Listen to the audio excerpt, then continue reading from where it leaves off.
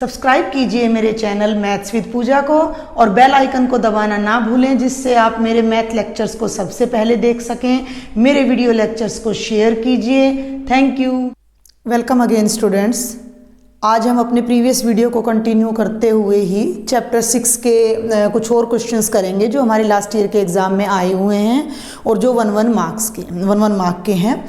Last video में मैंने आपको 8 क्वेश्चन कराए थे और वो सभी हमारे एक ही मेथड पर बेस्ड थे। और ये जो 3 क्वेश्चन इधर मैंने आगे लिखे हुए हैं ये तीनों भी उसी मेथड पर बेस्ड हैं, लेकिन ये थोड़ा डिटेल्ड क्वेश्चन है हमारे पास। डिटेल्ड इन द सेंस कि इसकी जो स्टेटमेंट है ना वो बड़ी फैला के दे रखी है, एक्सपेंड करके दे रखी है। वहाँ आपको डायरेक्ट दे रखी थी, सिर्फ इतना था। तो मैं आपको एक जल्दी से क्विक रिवीजन करा देती हूँ कि मैंने आपको क्या बताया था कि हमें 2 समरूप त्रिभुज दे रखे होंगे। अगर हमें उनके क्षेत्रफल का अनुपात दे रखा है, देखिए भाई हमने क्या देखा था कि कोई भी त्रिभुज ABC समरूप है किसी त्रिभुज DEF के, ठीक है। और अगर हमें उनके क्षेत्रफलों का अनुपात दे रखा है, क्या बताया था मैंने आपको, x अनुपात y, और उससे मैंने निकालना है भुजाओं का अनुपात। तो क्या बताया था, क्षेत्रफल से जब भुजा पर जाते हैं तो हम छोटा करते हैं तो अंडर रूट कर देते हैं, √x √y।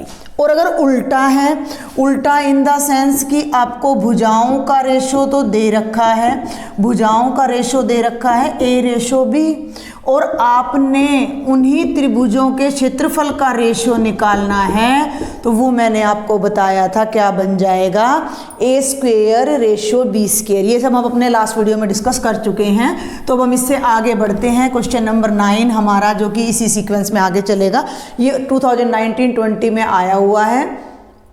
त्रिभुज ABC और DEF समरूप है, 2 त्रिभुज है। आपको कुछ बच्चों को दिक्कत हो तो भाई आप ना छोटा सा एक वो बना लीजिए डायग्राम ABC, थोड़ा एक छोटा एक बड़ा, क्योंकि समरूप का मतलब ये नहीं है कि वो सर्वांग सम भी है, नहीं, सिमिलर है, कॉन्ग्रुएंट नहीं है।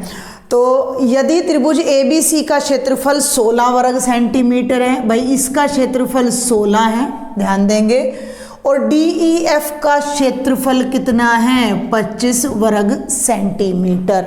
दोनों का क्षेत्रफल है, तो इसका मतलब दोनों के क्षेत्रफल का हम अनुपात ज्ञात कर सकते हैं बटे त्रिभुज DEF का क्षेत्रफल, और वो कितना हो जाएगा, 16/25 कह लीजिए, या इसको आप 16:25। क्लियर, ये हमें दे रखा है। BC 2.3 सेंटीमीटर है, BC ये वाली भुजा है जो कि 2.3 सेंटीमीटर है। तो EF कितनी होगी, तो EF हमने ज्ञात करनी है, ठीक है भाई। तो हम जानते हैं कि जो भुजाओं का अनुपात है वो क्षेत्रफल के अनुपात का वर्गमूल होता है। तो सिंपल और समरूप संगत भुजाएं, ये मैं लास्ट वीडियो में बता चुकी। संगत का मतलब AB की तुलना DE से करनी है, BC की तुलना EF से करनी है, और AC की तुलना DF से करनी है। तो बहुत सिंपल सी बात है भाई, BC/EF किसके बराबर हो जाएगा, त्रिभुज ABC का क्षेत्रफल बाय त्रिभुज DEF का क्षेत्रफल का वर्गमूल। क्लियर, तो ये कितना है भाई, 2.3 है। ये देखिए वहाँ भी मैंने लिखा हुआ है। EF हमने निकालना है, ये 16 है और ये 25 है। तो 16 का भी अंडर रूट और 25 का भी। 16 का अंडर रूट कितना हो गया, 4, और ये कितना हो गया, 5।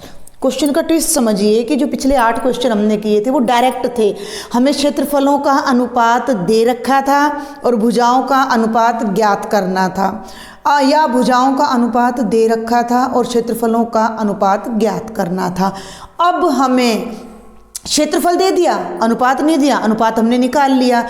भुजाओं का अनुपात नहीं निकालना, भुजा निकालनी है। तो उसी रिजल्ट को हम यूज़ कर रहे हैं कि भुजाओं का अनुपात बराबर है क्षेत्रफल के अनुपात का वर्गमूल, वही चीज़ आ गई भाई। आप इसको डायरेक्ट भी कर सकते हो कि जब क्षेत्रफल का अनुपात 16:25 है तो भुजाओं का अनुपात 16 का वर्गमूल अनुपात 25 का वर्गमूल यानी 4:5 हो जाएगा।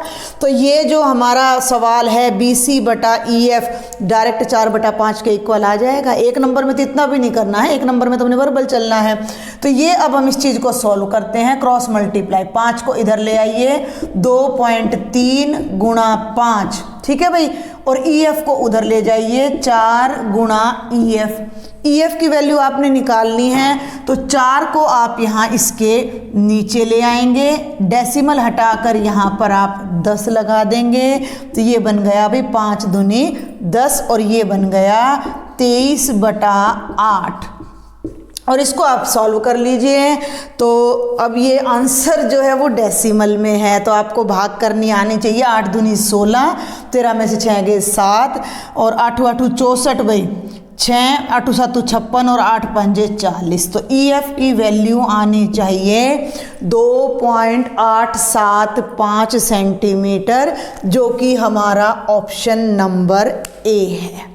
थोड़ा डिटेल में मैं आपको हर बार इसलिए बताती हूँ कि एक बार आपको कॉन्सेप्ट क्लियर हो जाए।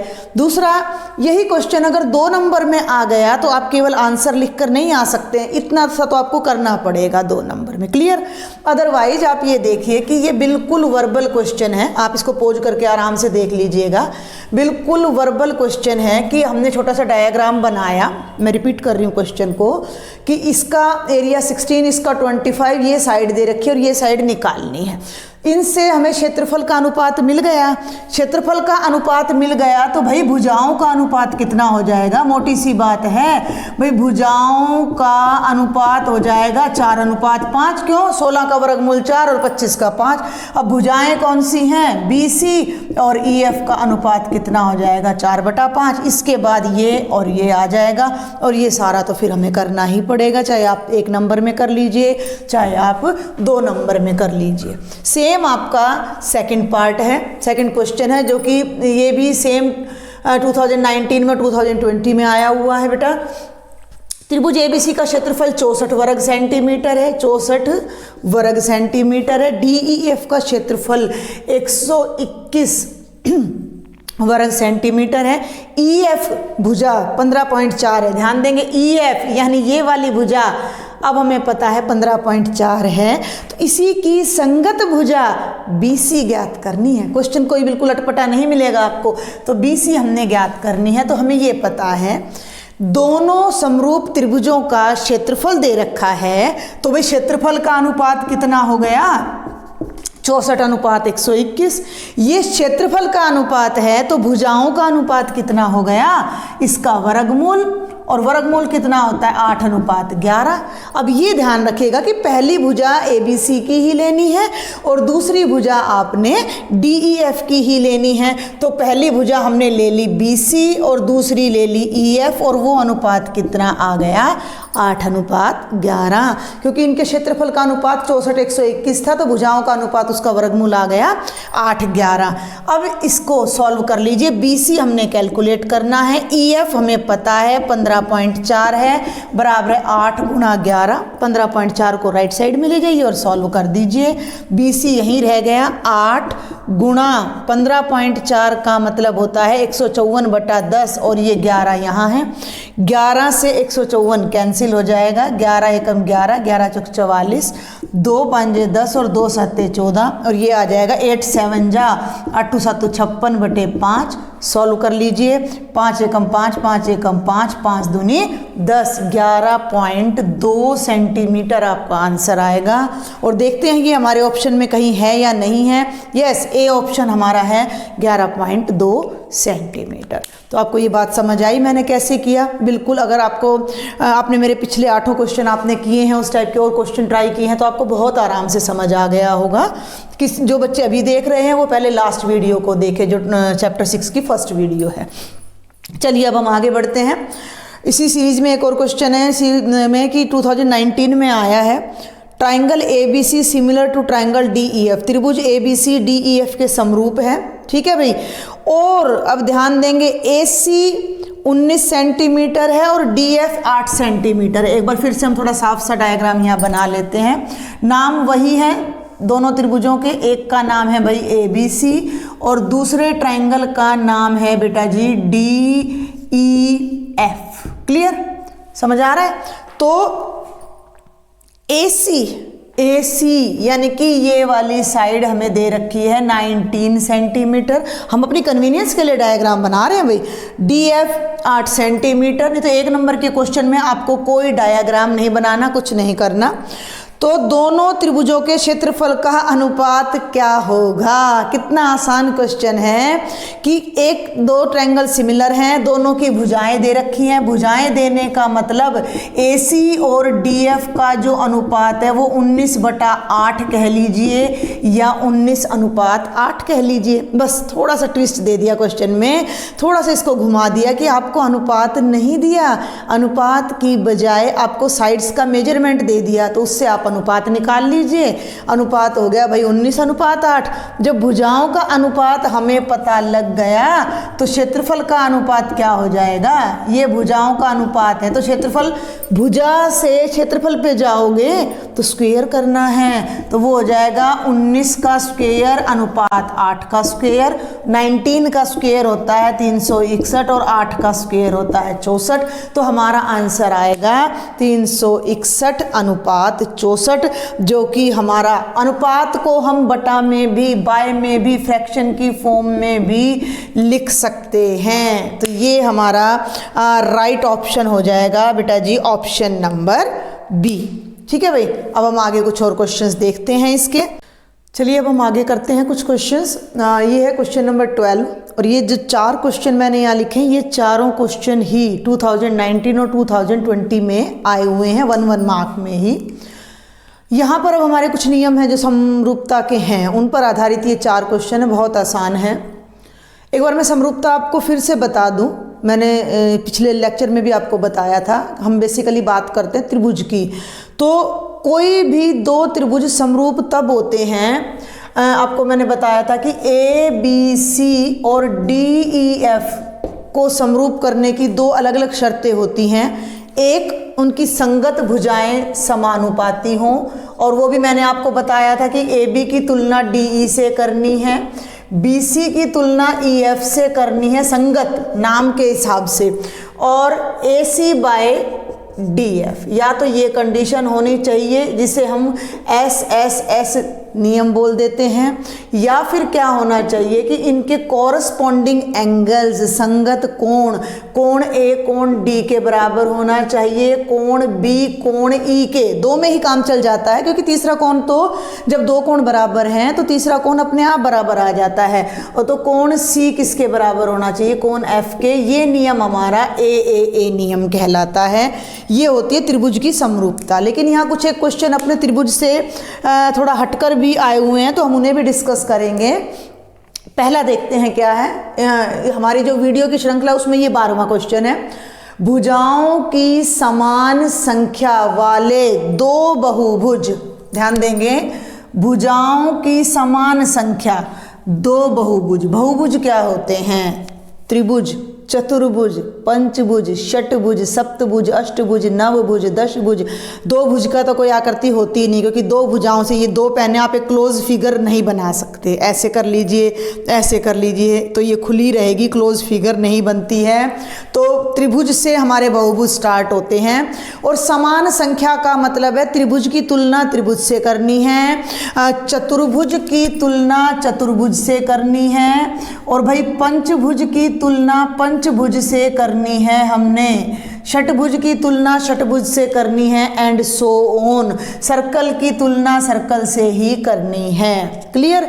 तो समान संख्या, भुजाओं की समान संख्या वाले 2 बहुभुज हैं, तो वो कब समरूप होंगे? मान लीजिए ये पंचभुज ही है भाई, एक पंचभुज तो ये रहा, ठीक है भाई, और एक पंचभुज ये रहा। बहुत सिंपल सा, रट्टा लगाने के लिए तो बहुत आसान है।